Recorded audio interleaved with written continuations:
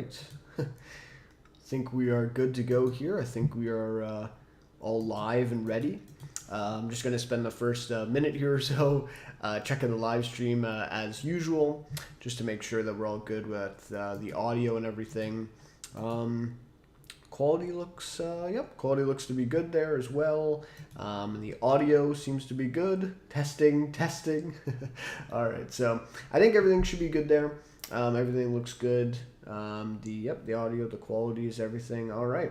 Well, as per usual, like I said, just the first few minutes here, we'll try to check in on things and make sure that everything's good. But other than that, welcome back to Let's Talk Television. It's been, I think, a couple weeks now, or maybe almost 3 weeks now since the last episode. I do regret that, but like I've been saying, it's hard to do this. I want to do it every week, but when there's not enough stuff to talk about, I just don't really find a reason to be doing this.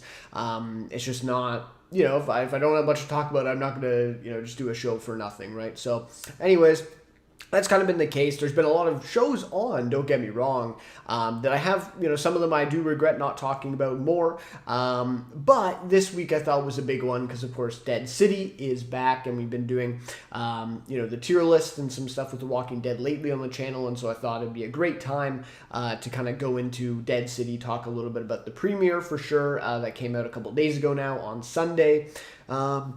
And then I also want to talk about the future of kind of the spin-offs of The Walking Dead, where we're going, also the rumors that there might be another potential new spin-off coming very soon, the announcement at least, not the actual show, sorry, but the announcement coming potentially very soon, maybe even at the end of Dead City even.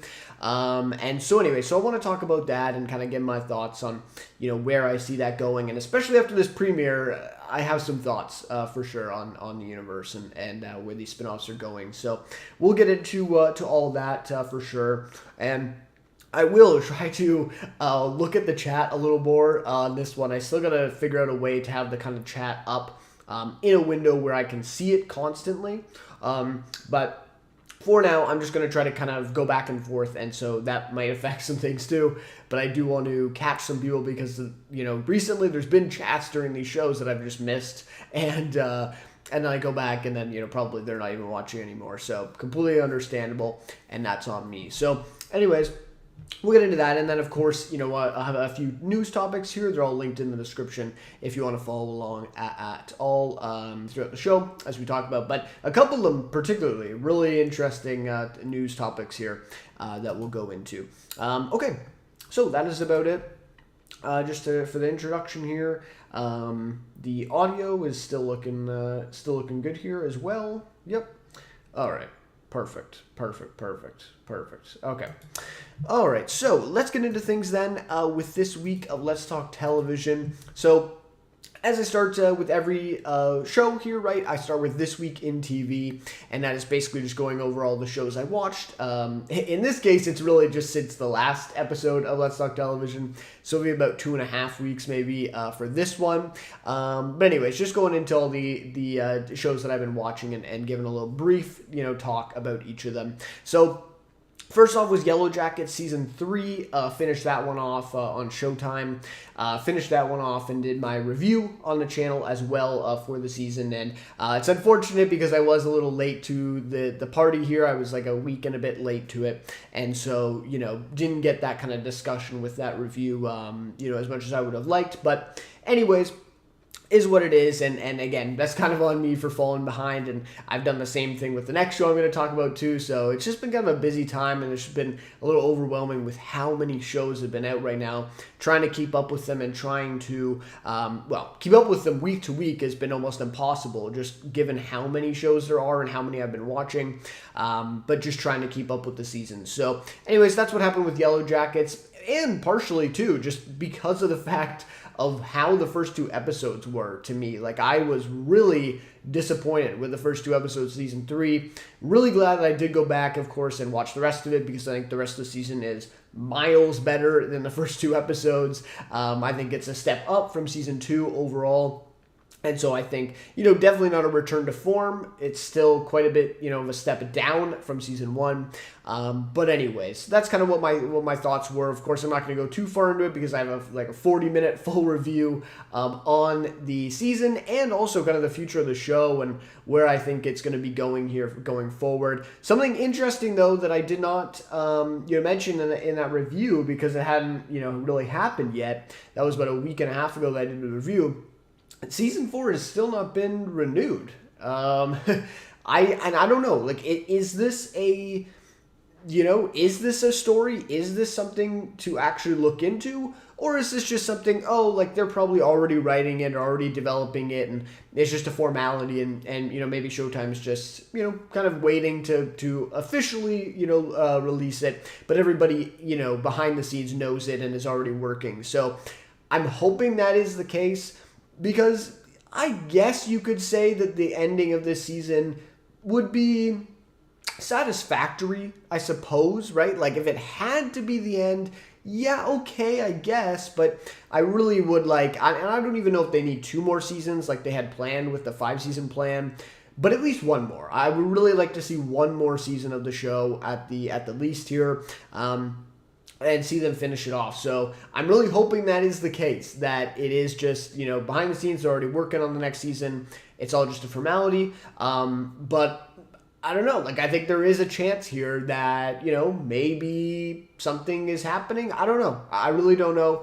It doesn't make much sense because season 3, from what we saw, I think the ratings were really good. I think it was even the best so far of all the seasons of the show. So, yeah, it'd be kind of weird, to see this, especially if it got canceled. But even just already, it's kind of weird not to see this renewed immediately. Again, in case I am maybe wrong on this, I did look into it yesterday, though, again, and I don't think I saw anything. So, again, maybe I'm wrong, but a renewal here not being announced yet for season 4 is a little bit, maybe it's a story, maybe not. It's just something I wanted to discuss. So, anyways, that's it for Yellow Jackets season 3. Like I said, step up definitely from season 2, but something's still missing here with the show in season 3. So, again, if you want to hear any of my thoughts, if you're interested at all, check out the review for sure that I have up on the channel here just a couple videos ago.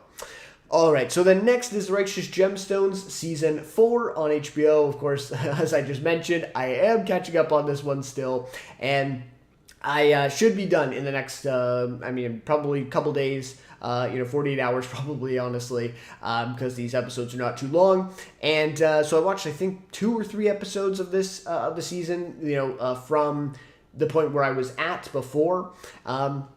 So I'm getting there. I'm going to get to the end, and hopefully I'm going to be doing a review for the season as well, and hopefully we'll be having that up by Friday. Saturday at the latest, I want to have that up so that, I have it on the channel discussing that season, and it's the last season of Gemstone, so a huge kind of, milestone or mark that we're hitting here with Gemstones, and just Danny McBride, HBO, in general, his whole collection of projects. So, anyways, I'm just nothing too big to really comment on. I really liked the 2 or 3 episodes that I did watch within the last week or so, trying to catch up with it. I will say, so far it does seem like there, and I've seen some comments on this, there isn't as much of a plot, really. There's not kind of a big mystery going on like there was in season 2 and 1. And then even with season 3, just kind of having that big bad kind of villain or big bad group that we were kind of following, and kind of, the whole season was really leading up to the confrontation between those two. I haven't seen that quite yet, and I think I'm like 4 episodes in or 5 episodes in. So, just kind of interesting, a bit of a different approach. It obviously is the final season of the show, and so I am wondering how this is all going to tie up, and I have seen that the finale is almost an hour-long episode. That's insane to me to see something like that. I mean, all of the episodes this season are all quite long. I mean, most of them for the series have just been at that 30-minute mark. And even, I think it was the finale of season 2, was like just 40 minutes or something like that. And back then, that was kind of crazy that it was 40 minutes. So to see almost an hour-long finale that I've kind of looked ahead at is insane. So I'm just wondering how much they're going to, be able to put in. Maybe it's the back half of the season that the plot is really going to pick up. So we'll have to see there. But yeah, I mean, just some amazing moments in the last few episodes that I've watched. Some really funny ones. But nothing, I'm going to be honest, nothing is blowing me away quite yet, as it did in parts of Season 3, parts of Season 2, and I think still Season 1 is probably the best of the show. And that really, shocked me, a lot of that stuff. And we haven't had any of those kind of moments or sequences or episodes yet. So far. I mean, of course, the premiere, right? I should, maybe I'm wrong on that. The premiere was pretty insane, but it didn't really have much to do with the current storyline. So I guess, maybe that's where I draw the line there. But anyways, having said that, I'll have more of my thoughts, of course, on the entire season once I get to the end of it. And I'll definitely do a review here on the channel for Season 4. I think I've done a review for only Season 2 and 3. I did watch Season 1, and I think I talked about it on the channel, but not a formal review video for it. So hopefully now I will kind of have the whole collection and be able to talk about that. So anyways. All right, so then lastly for this one, obviously going to be the big focus of this episode of Let's Talk Television this week. It is Dead City Season 2, the premiere episode hit on AMC just a couple days ago on Sunday. I did watch it, of course, and I don't know. So first, I want to talk about the positives of this, which to me, the direction, the color grading, the cinematography, the special effects, even some of the action, the choreography, you could say, in some of these scenes as well. Parts of the acting I thought were pretty good. Like everything from kind of a visual standpoint in this premiere episode was really good, man. Really good. Even just the opening sequence, which I think we already saw, but again, seeing it, in its full form in this episode, was really cool. Like, that was just a really cool opening sequence, showing us the methane and how, they collect the walkers in the garbage truck and then put them down, in these tanks and get the methane from it. And there was just, and even like some of the shots in the episode where we get, we go from Herschel's drawing into then the real world and seeing the buildings with the bridge. And there were just a number of those kind of really cool sequences. I think this is Michael E. Cetruzenis, if that's how you pronounce his name, the director for this one. And he directed quite a few really great Walking Dead episodes, if I remember correctly. So you could see it full display here, in this episode. I thought, on the same level of The Ones Who Live, to be honest, with some of, especially that first episode of The Ones Who Live, just felt very cinematic in a way that not much of even the original series felt at times. And so I felt that again in this episode. It really felt like a cut above in terms of that kind of physical, or not physical, but the visual stuff, right? In the episode. It was really quite impressive to me. Now, in terms of sort of, more of the negatives here. So, I don't know. Yes, I like seeing Negan be Negan again, right? I love seeing him bash heads in, seeing that side of Negan again, seeing him be the leader. But I just I just can't get on board with how they've gotten there, right? There's something that just feels forced to me about it. It's this, and this is what I really liked in Season 1 of Dead City, actually, when we get that, it was a really great monologue from him, where it's something about, it's raining or something like that. I'm forgetting it now, but a great monologue where I think that's in that church scene, or he's on a balcony, right, and he throws this body down, and so, a great classic Negan monologue, really great. But that scene was so great in Season 1 because, yes, we got to see old Negan, we got to see classic Negan, but it was in a way where he was, he had to do it, right? It wasn't just him, fully becoming old, classic Negan again. It was because he was pushed to the brink in that scene. He was threatened by this group, and the only way to kind of protect the people that he was with, and himself even, was to put on that display, right? To put on that display, say all the things that he says, what is he? He cuts the throat of the guy, throws him off the balcony, right? He had to. It was because he was put in that situation and he had to do it. And so it felt natural. It felt like a really good scene. But now in this season, especially in the premiere here, I just don't get that same feeling. It just feels kind of cheap to me. It feels forced. Where I feel like they're just, they've wrote themselves into a very odd place here, right? Like, so he's being held prisoner in this cell, but they want him to be, the leader. So they're basically, holding him hostage, but making him be the leader of the group. Which to me, like, if you think about it for a second, it's like, okay, they want him to be the leader of the group. They're going to give him Lucille. Like, couldn't he just turn around, even in the great scene in this episode, couldn't he just turn around and take the head off of the Croat? Couldn't he, put up a fight against the guards or whatever? Like, I guess, okay, maybe the guards, like, tackle him or something in the process. But it just feels there's something that feels so weird to me about this. Like, they're holding him prisoner, but then they want him to be the leader of this group and then give him power. Like, it's just such an unnatural, weird way to get to the point where, okay, we want to see old Negan again. We want to see him embrace this part of him again, even though he doesn't want to, and it just is not natural to him anymore all these years later. But we have to kind of pigeonhole it into the story here, into this season of Dead City. And so it just feels like a very weird way that they're doing it, with him being, forced into having to be like this. And again, the stuff in this episode with, that they reveal that they know about Annie, right? Just felt very quick to me, and it, like, they literally just say her name. And all of a sudden, the next scene, Negan is in, and he's, like, being forced into it. Even though, we get the idea that it's been almost a year, or at least many months, that he's been in that prison cell eating cockroaches and refusing them.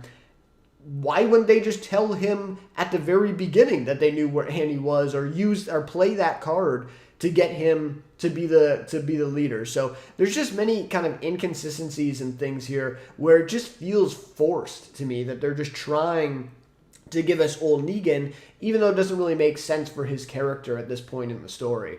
And then on the other side of things with Maggie, that to me as well just feels very forced in terms of the writing there, where that she has to go back to Manhattan now and back to Negan when, and this is, I voiced these concerns, especially with this aspect. I voiced these concerns when I talked about season 1 of Dead City, when I said, I'm like, how do they do a season 2 here? Like, how does Maggie get involved again? How do her and Negan, share the screen together again in this series? How does this happen? And of course, they kind of make it happen in this premiere episode with having her, taking the place of all these people at her camp in order to save them. And so she has to go back to Manhattan on this mission. And then they're making this big plot now that New Babylon wants to take back the city. When, again, I just didn't feel like that was at all where the plot was going in season 1. So just feels like they're trying to force things here a little bit, especially with the Maggie thing. Just kind of feels like out of nowhere, she's gotten home, she spent time with Herschel, and now she's finally home and he's safe, and now she's going back to Manhattan. It just doesn't make sense for her character that much. And season 1 did make sense, though. It did feel like a very natural thing, even though a lot of us were probably skeptical of a Maggie Negan series. To me, at least, it did feel natural. It felt very, there was a purpose for it. There was a purpose of her and Negan pairing together, teaming up to go to Manhattan to rescue her son. I mean, of course you're going to do that. But this season, that's missing somehow. And it just feels like they're kind of forcing it instead of it feeling kind of organic. And even maybe going in a different direction with this show than just trying to give us classic Negan again, trying to give us Maggie confronting Negan again, even though we saw that in season 1. So anyways, those are my thoughts on, I guess, this premiere episode. Like I said, a lot of positives, just visually appealing, kind of impressive, a lot of the stuff in that aspect. But the writing here is just a little frustrating to me, where I'm just not a huge fan of kind of where they've gone with season 2. Again, it is just the first episode. Maybe I kind of put these criticisms to bed once we get going. There's 8 episodes this season, so there's a lot more to go through here, obviously, and so maybe I might change my thoughts as the season goes on, but those are just kind of my initial thoughts as of watching the premiere episode here this week. So, anyways, that'll just about do it then for this week in TV. And of course, that's not it for Dead City. Of course, we'll get into a lot more of it here with going into the spin-offs and the main topic here and all that. So let me just check on the chat here first. The live chat here. Okay, nothing. I gotta refresh it and everything. Gotta make sure because I really don't want to miss anybody here. All right. So the live chat is good. Okay. And, all right, so decent timing here. Okay. All right, so let's get back into things then. I'm going to try to go back and forth with the chat as we go. So, anyway, so those are kind of my thoughts on the premiere episode of Dead City Season 2. And with these, thoughts of Dead City Season 2 and just kind of the overall feeling of them forcing things a little bit, things not feeling very natural with this premiere, and just some things that have just been, kind of building up, especially with Daryl Season 2. Some things I've seen have been kind of the same kind of complaints here as Season 2 of Dead City looks to be. It's gotten me thinking about the kind of future of these Walking Dead spin-offs. I guess kind of, the universe as a whole, but specifically these spin-offs to me, because it just feels like we're going kind of in the wrong direction, I would say. And of course, some people, may have just said from the very beginning that these spin-offs were dumb, or that they would get, or that they would go in the wrong direction, or that they would feel forced, for having these spin-offs. And I'm not sure that I really, agreed with that. I think, some of these spin-offs, especially the ones who live, felt like a very necessary thing. Gerald Dixon, not as much, Dead City, not as much, but Dead City Season 1, I think I was a bigger fan of it than most people. I really liked Dead City Season 1. Daryl Season 1 wasn't as big of a fan of it, and Daryl Season 2 was really quite disappointing. And Season 2, to me, of Dead City is not off to a great start. Of course, the ones who live started out good, and it looked good, and then the ending kind of fell through, in the last couple episodes there. So, anyways, I can see why people said that, but to me, I think it's kind of really just setting in now, this feeling, or at least for me, like the feeling of this kind of, we're heading in the wrong direction here. That's really set in for me now after the Season 2 premiere episode of Dead City here. So, the focus seems to be more on what would be cool, or, what's the craziest thing, what's the most insane thing that'll get people's attention to see, put to screen with these existing characters that people know from, of course, the original series, like Maggie and Negan, Carol and Daryl, Rick and Michonne, right? All these characters who we've, known from the original series. What would be the craziest situation, or what would be the coolest thing to see? Okay, the craziest situation, yeah, it would be Maggie and Negan somehow teaming up or somehow being together in a series. Okay, that's pretty crazy. What would be cool? To see Daryl in France, or even you could say that was crazy too, to see Daryl in France. Another crazy thing, how does Carol find him? How does Carol then come into the story in France with Daryl? What else would be cool? To see classic Negan again, as we're seeing now in Dead City Season 2. So, to me, that's where the focus seems to be right now with these spin-offs. And I think The Ones Who Live is maybe a different kind of, situation there to me, because again, that felt very necessary, and they had already kind of built that up. Though, again, I guess you could say, what would be the crazy thing to see them take out the CRM at the end of The Ones Who Live or something, right? Like, certainly there are some aspects of that as well. But anyways, the focus seems to be more on this, of what's the craziest thing, or what's the coolest thing that we could see these characters in, rather than what makes sense, what's the next chapter of these characters, or what's the next chapter within this apocalyptic world that we've spent so much time in with these characters and these stories, right? what makes sense? You know, what is the next chapter? Where do we go from here? Right? It's the focus has now shifted from that, and where again, like you could maybe say that would be the case for the ones who live, at least at the start of it, right? But now again, it's just like, oh, what would be cool? Daryl in France, I guess, or you know, even in season 3, I think they've now said they're going to Spain. Daryl in Spain, right? Like, you know, or, you know, Maggie and Negan in New York together. Negan being classic Negan again, right? And so it's just, the focus to me is wrong here. Like, it should be, again, on what's the next chapter for these characters. Does it make sense for Negan to become his old self again? You know, after all these years and after all the buildup that we've had? No, right? Like, it makes sense to see a different version of him. Let's see more of, and again, like, we saw that in parts of season 1. I'm sure we'll see that in season 2. He's going to wrestle with this, and I get that. That's kind of the maybe that's the whole point of where they're going with it. And again, you know, many more episodes to go, and so that could be the case. But it should be more focused on something like that, where, you know, we see the next chapter of Negan's story, you know, we see the next chapter of Maggie, and we've seen hints of that with her and Herschel and you know, her life there.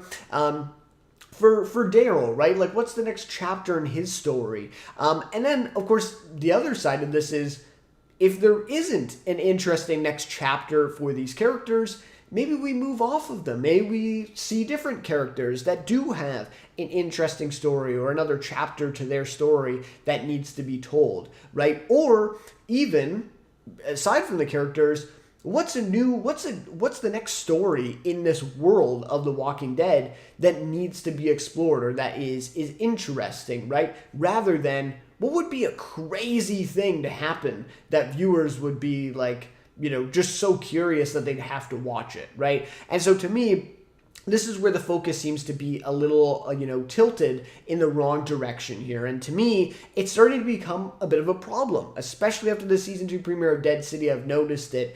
And it's just making me quickly kind of lose interest in this model of, again, the craziness, what would be cool, rather than what makes sense, you know, for this world or for these characters.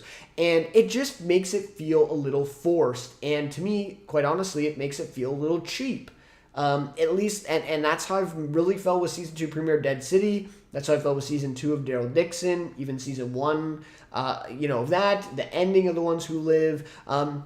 Again, like, it's just, it feels forced to me. It feels like we're forcing these characters into situations where it would just be the coolest thing or like the craziest thing, instead of, again, you know, building a good story, seeing where the next chapter is in this universe.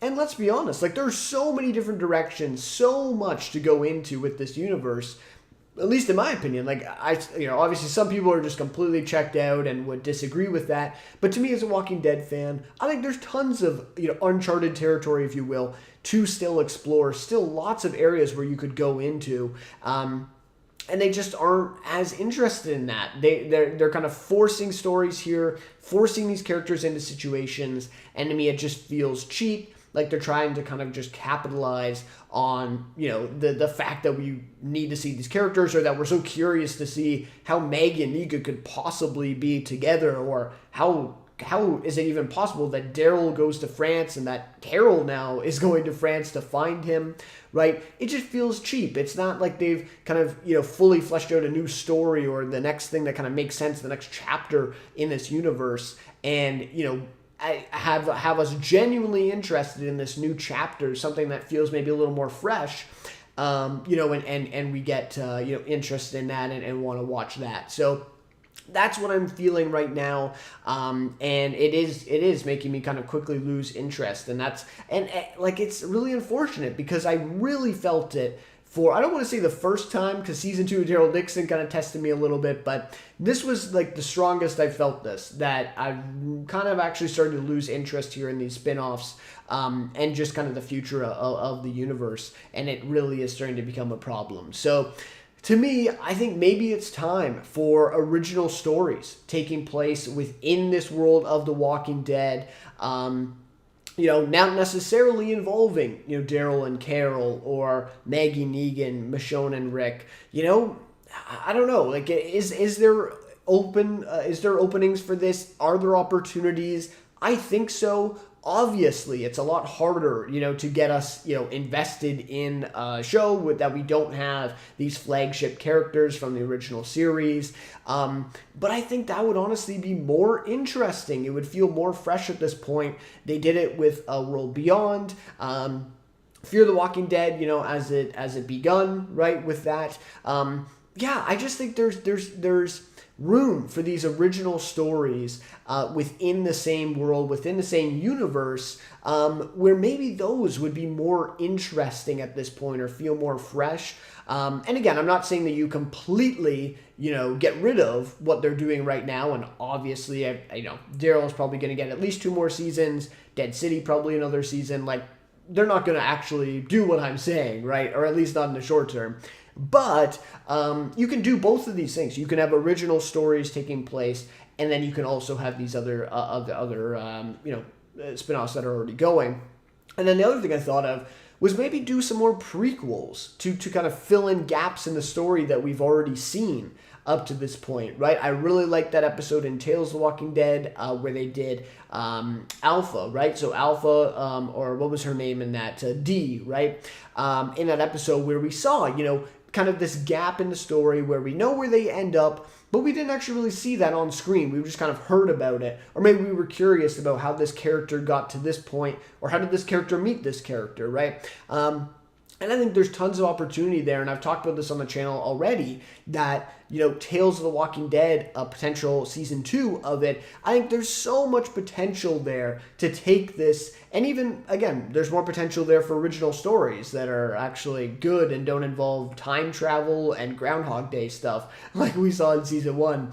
But anyways, so, there's tons of opportunity there to see kind of prequels or these stories to fill in gaps. And I think that's another direction where they could kind of go in. Again, pretty easy to do that. You do a Tales season 2, and then you kind of, explore some of those. And that would be kind of interesting.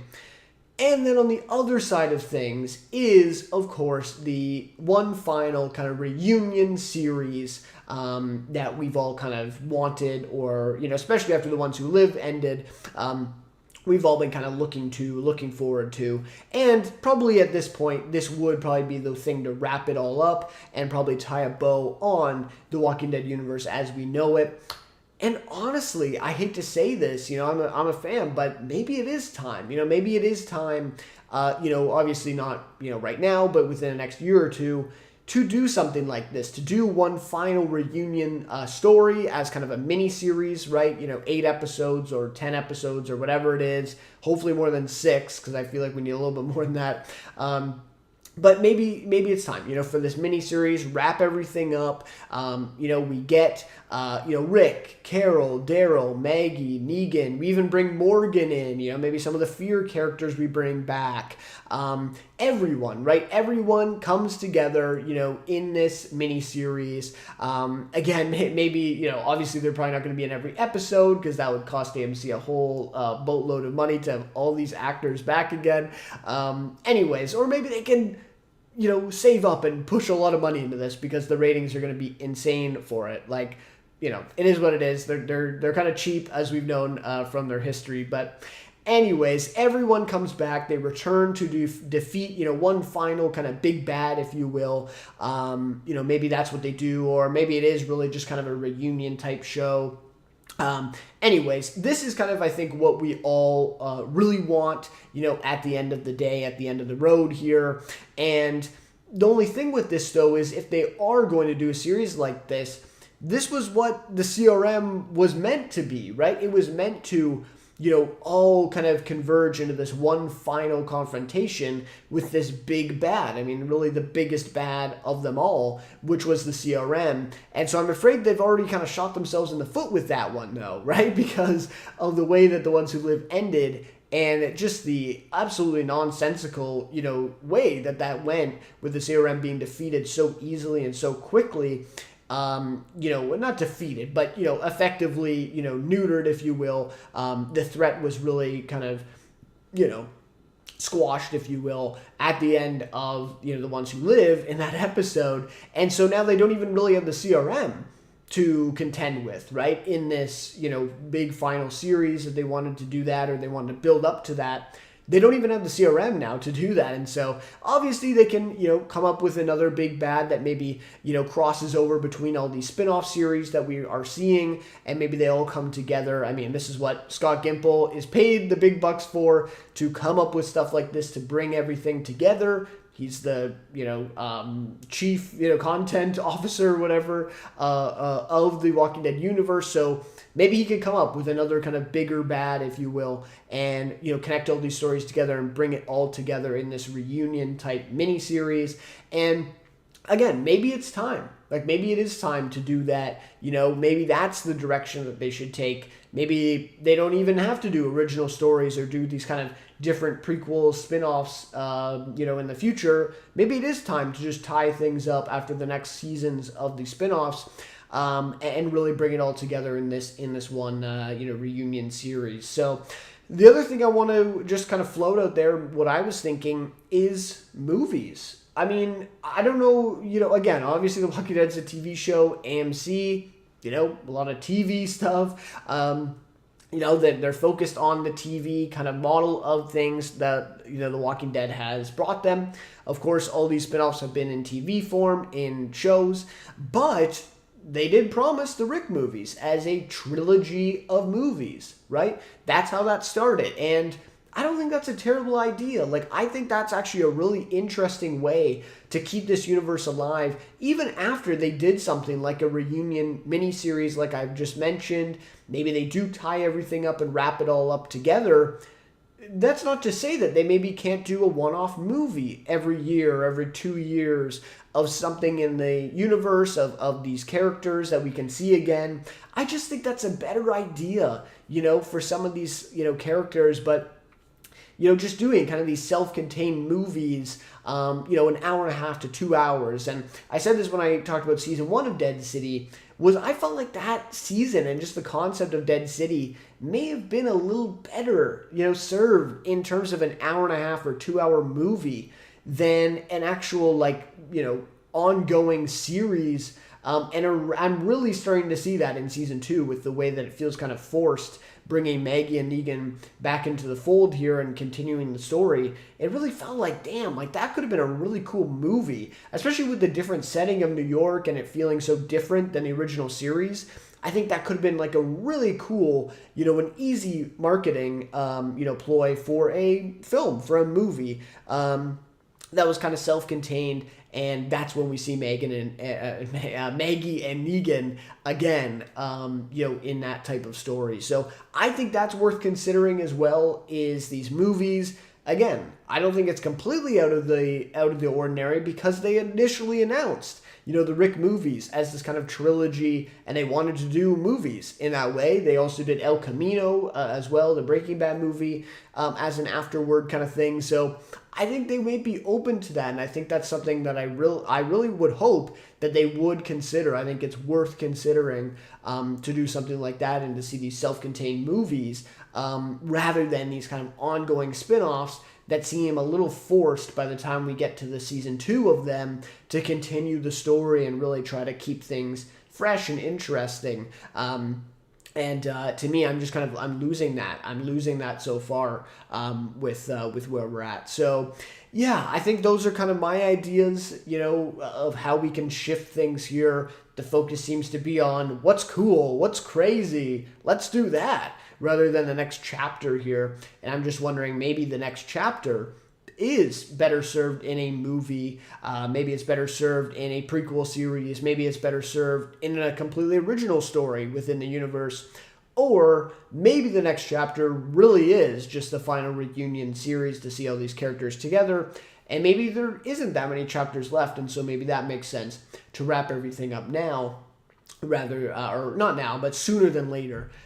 In terms of that. So, just a lot of stuff to think about there. Just wanted to check the chat, make sure I'm not missing anything. All right. Everything's good there.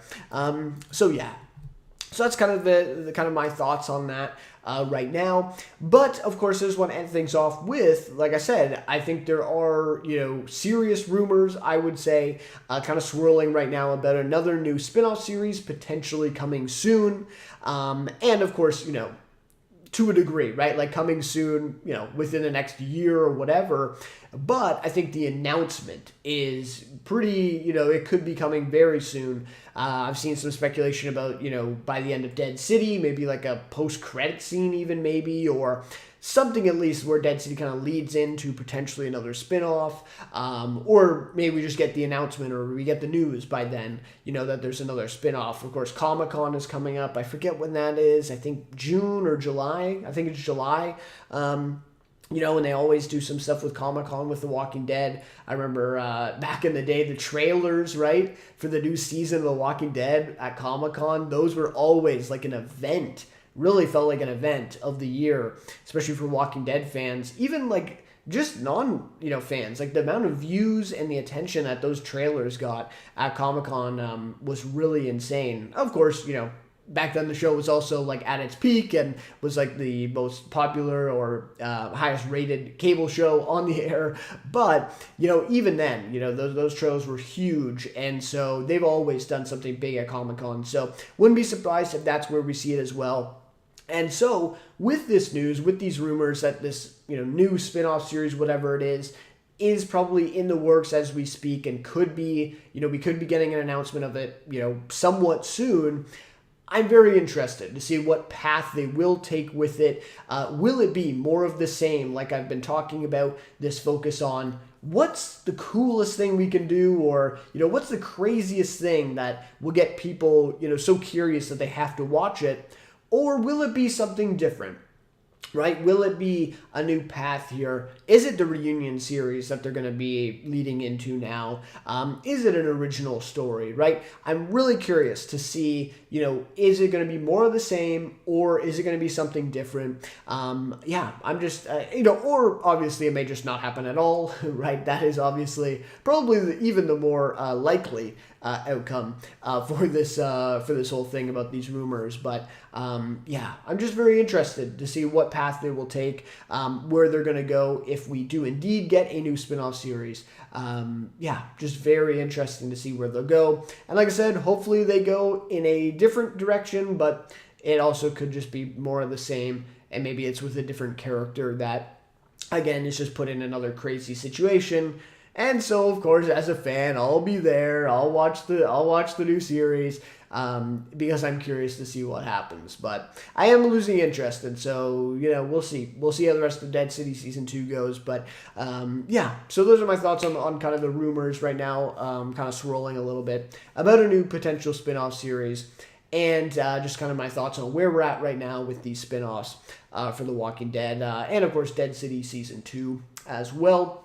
So they'll just do it there. Love to hear your guys' thoughts, of course, on all this stuff on Dead City Season 2, the premiere episode so far, the future of the Walking Dead spinoffs, the universe, and there's rumors about the new series as well. So, love to hear from you guys, of course, on that one. So they'll just do to them.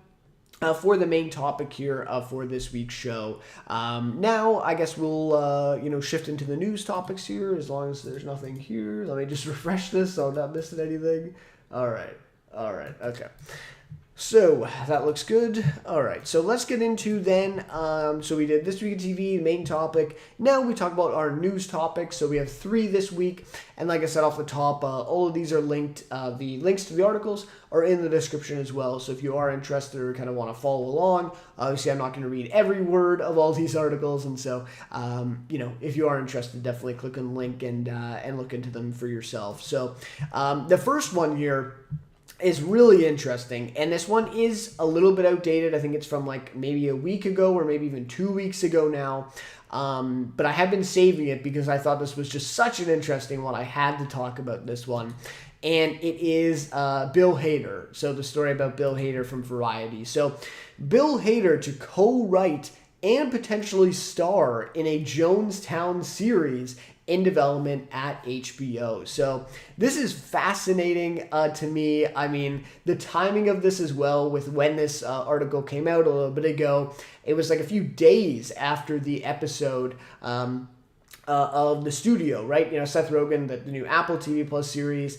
Is it the premiere episode or episode 3? I can't remember now. But, you know, I think it's the first episode with Scorsese in it, right? Where he wants to make a Jonestown movie. And, of course, they're trying to, you know, fit the name of Kool-Aid in the title of the movie. And so they reference that in this article as well. So just the timing of this is really funny because of the way that, you know, that was in the episode of the studio, and that was kind of a big story around that of, you know, oh, that would be kind of an interesting concept for a movie. And now it actually seems like that is a serious thing that's in development at HBO. Obviously, the timing of this, like, this had to have been in development far before, right? You know, that happened in the studio episode that aired. However, I guess the studio also would have shot that, you know, months and months ago. So maybe they got inspired by it behind the scenes. Who knows? And I know Bill Hader and Seth Rogen are somewhat closer. They used to be. Anyways, maybe that has something to do with it. There could be some connection there. But this was just such a fascinating story. The story of Jonestown, obviously tragic, but so intriguing, so interesting, you know, to look into, to figure out, you know, how this could have happened, why this happened. Just so much material there to really dig into in a movie, in a series, just really anything. And I'm sure there's been, you know, lots of movies, especially documentaries and that, made about it. But to hear a name like Bill Hader into something like this is really cool. There was also another, you know, some news. I can't remember how long ago it was, but I believe his name is Duffy Boudreaux, who worked on Barry with Bill Hader. It sounded like him and Duffy Boudreaux were also in development on another series, so I'm not sure what has happened with that, but that's interesting. You know, if that series goes forward, how does Bill Hader do both shows? Or maybe the news of this means that that series is not going forward, and now he's just focused on this Jonestown show. So that is something to keep in mind as well. All right, so Variety has learned exclusively that Hader and Daniel Zellman are currently developing an HBO series centered on Jim Jones and the infamous events at the People's Temple Agricultural Project, aka Jonestown, right? According to individual with knowledge of the project, Hader is being eyed to potentially star in the show as well. Hader is co-running with Zellman, who both serving as co-showrunners and executive producers. And then Hader will also direct should the project move forward. So no surprise there. He did some amazing directing in Barry, as well as the writing, obviously, and starring in that show as well. And a huge fan of Barry as well. So really great stuff. And so, as they comment here a little bit, you know, about the connection to the studio episode, and of course they say in the article here, neither Martin Scorsese or Steve Buscemi are involved with this project. And of course, you've seen the episode. Buscemi was attached to play Jim Jones in the fictional, you know, Martin Scorsese film that he was doing. So anyway, so they talk a little bit about Jonestown and what happened there. All the books and documentaries that they've done, right, with that stuff. And it also says a really interesting thing here is that it says Breaking Bad creator Vince Gilligan was also developing a Jonestown series at HBO beginning in 2016, but the project did not move forward. Really fascinating. And actually now reading that, I do maybe remember that, just faintly remembering about that or hearing about that back then, that it was something that he was involved, something with Jonestown. So interesting that, you know, they talk about some of the other documentaries and the movies that have been made about it. Hearing something like Vince Gilligan had already been developing something like that at HBO. So it sounds like this is something that has obviously, you know, been in the works, and a lot of people have been interested about it, especially HBO, you know, in putting something forward. So hopefully this one does go through and this does happen, because I just think this is so fascinating. You know, of course, Jonestown, just a fascinating story, but then a name like Bill Hader attached to it, really interesting. So anyways, and talk all about, you know, Bill Hader, of course, and his work on Barry. And then this is interesting about this Daniel Zellman, who would be the co-creator that they talked about. He previously co-created the hit FX series Damages, with Glenn and Todd A. Kessler. So the Glenn and Todd A. Kessler, I believe, are from Sopranos, if I'm not mistaken on that. I believe they worked on The Sopranos. And of course, Damages is the one with Glenn Close, I believe, right? Damages was Glenn Close. Let me just quickly confirm that. But I believe that was the one with Glenn Close, and it ran for about 5 seasons. Yeah, and Rose Byrne, right. So that was the other name that was attached in that show. And that was a very successful show. They say it ran for 5 seasons, earned 20 Emmy nominations with 4 wins. And then they later collaborated on the Netflix series Bloodline, that's Zellman and the Kesslers, which that was also a big series. I think Kyle Chandler was in that one on Netflix. Ben Mendelsohn as well, right, was in that one. It says he, won the Emmy for that one.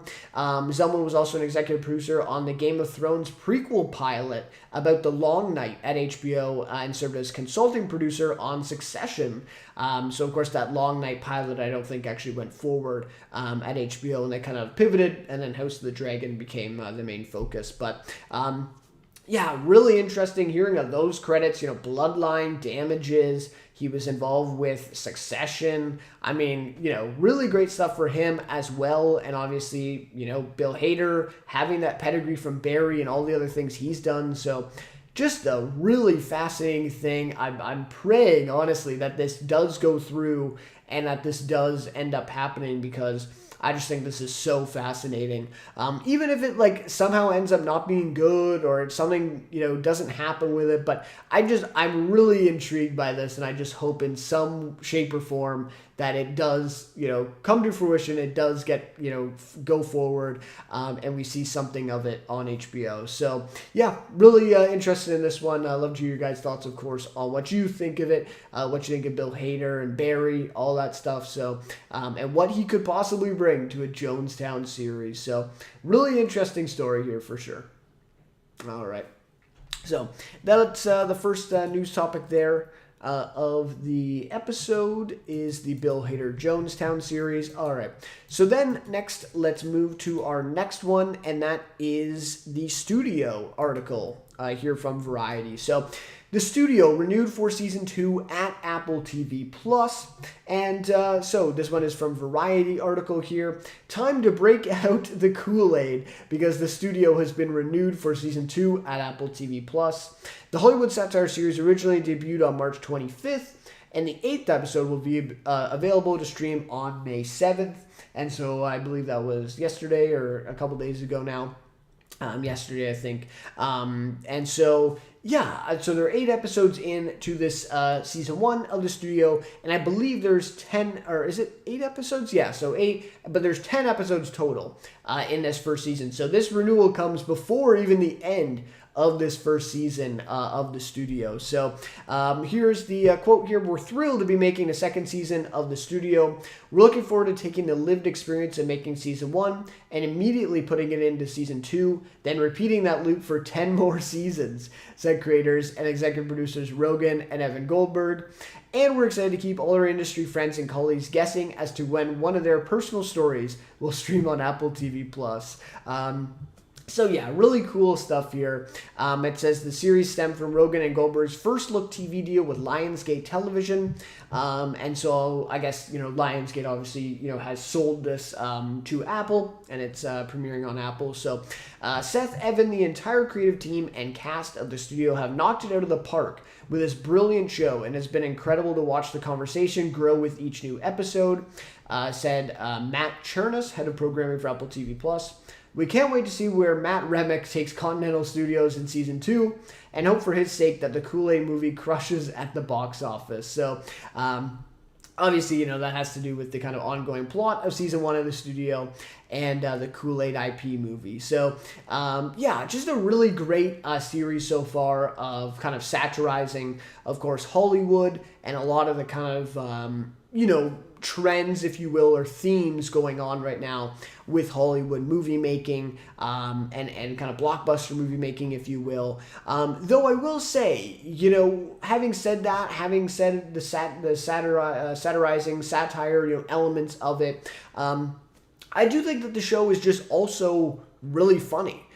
At times, it isn't always about, satirizing something or critiquing something. There are, episodes so far, to me at least, that have just been really funny and really effective comedy episodes as well. So something like The Franchise on HBO last year, I actually really quite enjoyed that series. It had the ups and downs, but I enjoyed it overall. And so that series to me actually felt at times a little more critiquing satire, that kind of theme of the show really felt like it was more prominent in that show actually than it is in the studio at times. And so just kind of an interesting thing to consider. I do really like the studio, but I think perhaps that kind of element of the show, it's definitely present at times in the show, but it's almost less reliant on that and more so just on a straight comedy level. And I really like that about it. I think and it works really well. Like Seth Rogen and Evan Goldberg are really funny people, and they make a really great, comedic show out of it. So really great stuff, but the satire elements, obviously, when they are in the show, are also really effective in that way. So, been a big fan of the studio season 1 so far, and so really great to see it renewed like this, obviously before even season 1 ends. So, pretty great, and obviously a huge vote of confidence from Apple TV+. This series has been really, really popular. Even just the first 2 episodes that I think premiered at South by Southwest or one of these festivals, got so much buzz and really was lauded by critics. And so, just right out of the gate, this series has really been firing on all cylinders. So, really great for Apple TV Plus. And, I'm just really looking forward to see who they'll get, back in season 2. Hopefully they'll get some of these, big names as recurring characters to come back in a second season. And then obviously all the new names, Hollywood figures that we'll get in a second season. I think this will be really interesting to see where we go from here. So, really great news here for the studio. Getting another season at Apple TV Plus. Not shocking either. Though I was a little bit, curious to see, in a guy like Seth Rogen, even Catherine Hahn, being a pretty busy name these days, if they would be willing, to do another season so close after the first one. And so I guess that is answered, and the answer is yes, they will be. So that's really great news, and I'm really looking forward to another season here of the studio on Apple TV Plus for sure. All right. So then one last news topic here. One last one to go into, and that is the Parks and Rec news here, somewhat, right? Somewhat. This one is just from today, so this is like very new. This is from a Hollywood Reporter article, again, linked in the description if you are interested. But this one is Amy Poehler and Mike Schur reunite for Peacock comedy series titled Dig. So this is interesting. Again, the Parks and Recreation star and co-creator will both be writers and EPs on the series, along with JJ Philbin. And I think that is actually Mike Schur's partner, I think wife, right? I think that's Mike Schur's wife, as far as I know. I can actually just look into that and confirm that real quick. JJ Philbin, yes, that's his wife. All right, so an interesting news, right? Because of course, Amy Poehler, Mike Schur teaming up for a new Peacock series, new comedy series, is pretty big news, right? Because of their, obviously the connection with Parks and Recreation, and then kind of teaming up again for the first time. And as the article kind of goes, we'll go through this here, there has been a lot of firsts here with this story for, a lot of the firsts since Parks and Recreation has been on the air. So Peacock is staging a Parks and Recreation reunion of sorts, though it will be set far from Pawnee. And I have not seen Parks and Rec, only like the first few episodes. And I've heard that season 1 is like kind of tough to get through, and then season 2 really starts hitting. And so I have not quite got far enough yet, I don't think, to see the good parts of it. But yeah, the first couple episodes I watched a little bit ago.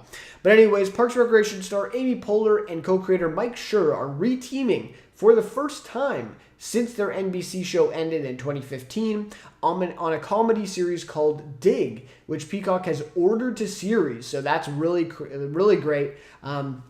that vote of confidence, obviously massive for a streamer network, cable, channel.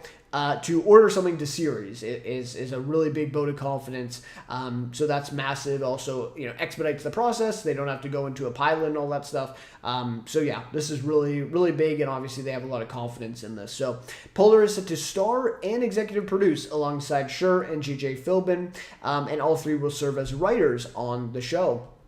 Dig from Universal Television, where both Schur and Polar have overall deals. Of course, when they were on NBC, it's Peacock is obviously owned by Universal, and so they're kind of just shifting over to there. And so this series is based on the novel called Excavations by Kate Myers. The logline reads, 4 women work at an archaeological dig in Greece are at wildly different crossroads in their lives. When the team uncovers a long-buried secret with the potential to rewrite history, they find themselves at the center of a high-stakes international conspiracy. Kind of interesting, right? Kind of interesting. It does almost seem more like a drama, from that logline than more of just a straight-up comedy. Although, obviously, there would be lots of room for a comedy from that.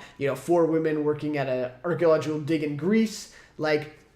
Just that line alone, having Amy Poehler in there, and then, maybe she gets Tina Fey to come back, or, at least another kind of, female, comedian like that. That's just, perfect space for her, for 4 of them like that to just play off each other. That's just what they do so well. Something, I know that, I don't think either of them are involved with that movie was Tina Fey in it. But anyways, something like Bridesmaids comes to mind with that situation where, 4 women, and it says they're at wildly different, crossroads in their lives. So, you get kind of these 4 women who are just in completely different places or different people. And so now, they're all kind of put together on this dig in Greece, kind of remote location, and they're probably going to butt heads, and lots of comedy will come from that. So, and so it does say the show will also mark Polar's first ongoing role in a live-action series since Parks and Rec. That's pretty crazy, right? It doesn't seem like that, but I guess that's the case. Honestly, that's pretty crazy to read something like that, just because of how big she's been. It does say, that she was in the Netflix movie Wine Country. I do remember that one coming out as well. And she also hosts the podcast Good Hang from The Ringer, which I did not know. So obviously she's kind of still been in the limelight for sure, but very surprising to hear that she hasn't been in a series since Parks and Rec. And the show also marks first time married couple Schur and Philbin have teamed on a half-hour series, and they previously worked on Saturday Night Live together. So very interesting. Like I said, I've read the premise there. I think there's definitely some potential for some really great comedic stuff to come from that. Having Amy Poehler star in it, of course. She's going to write it with Mike Schur. And Mike Schur just did A Man on the Inside. I believe that was his series too with Ted Danson, the Netflix series, which I actually I quite liked, I didn't think it was, a groundbreaking, show or anything like that, but I thought, Ted Danson really did a great job, and there was actually some really funny moments in that show in the first season. So I think that's what he's done lately, but of course, he's known for a lot of great things in the past, including Parks and Recreation. So a big name like that, paired with Amy Poehler, kind of a Parks and Recreation reunion, as they say here. Lots of potential here for something to come of this. Now, I will say, though, having it on Peacock is a little interesting to me. If they were really confident with it,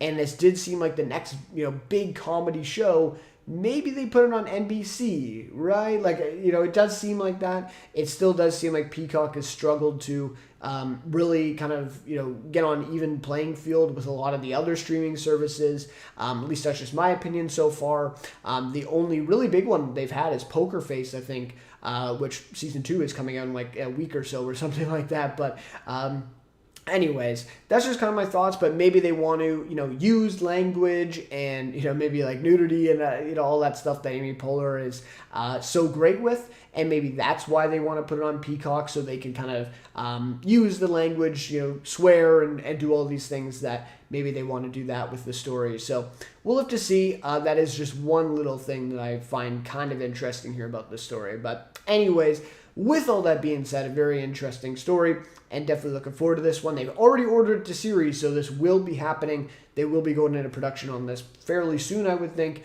and probably 2026 we get to see the result of this one. All right, so that'll just do it then for all of our news topics of this week. And so we did the Bill Hader story, Studio, and the Amy Poehler story.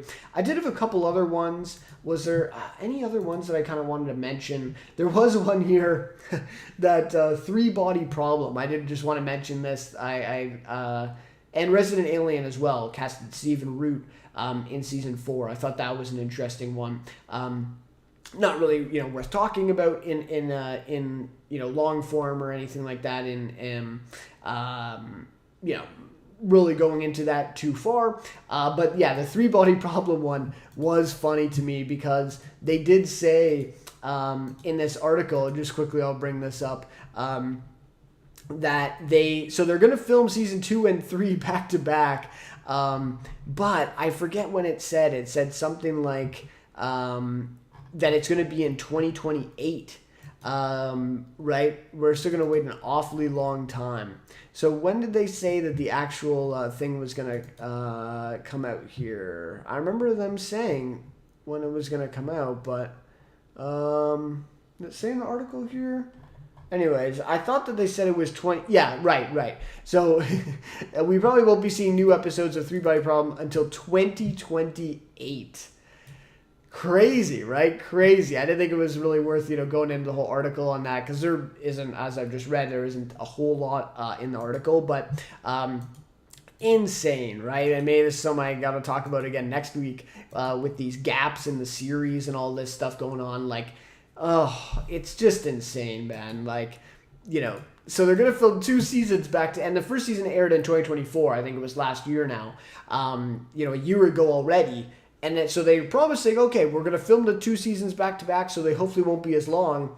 But you're still going to have to wait till 2028 to see the next episode of the show, to see season 2. That's insane, man. An insane place that we're at now with that. And obviously, to be fair, obviously there'll be a lot of effects work to be done. It's a genre show, a lot of stuff there with the fantasy and all that stuff. So, fair enough. But 2028, that's a long time. Like, still 3 years from now, until we see the next season of the show. That's crazy. That's crazy to me. But anyways, that just would do it for all the news topics that we had this week. So, yeah, that's about it for this week in Let's Talk Television. Really enjoyed talking about Dead City and getting into some of that stuff. I really want to share my thoughts on that, so that was great. And some great, interesting news topics as well. So, anyways, that'll just about do it. Just want to make sure I didn't miss any of the chats here at the very end. Looks like we're all good there. Let me see. Yeah, okay. I got to work on that. I'm going to work on getting a new feature where I can somehow see the chats, in the same window where I'm talking about other stuff. But anyways, with all that being said, thank you guys so much for tuning in this week. Let's Talk Television. What do we have coming up? So obviously Dead City, the next 7 weeks that we'll have new episodes for that. Righteous Gemstones, I'm going to catch up on that and then probably post my review by Saturday at the latest, so hopefully in the next couple days. And what else? I do still want to get to Dark Winds. Still lots of shows to catch up on that I fell behind or still trying to kind of keep up with. But anyways, yeah, so lots going on, lots of new shows. I will say, though, we are going to hit a little bit of a rut, if you will, maybe, or just a little bit of time period there before we get shows like Alien, Welcome to Derry, some of those other big shows that they've promised that are coming in the summer. It does seem like we'll get a bit of a gap here between like May and maybe July, but we'll have to see. Hopefully some more shows are announced that'll be coming out very soon. So anyways, that is all for this episode. So thank you guys so much for watching, and we'll see you then maybe next week, but if not, probably 2 weeks from then for the next episode of Let's Talk Television. All right, guys, take care. Have a good night. Thanks.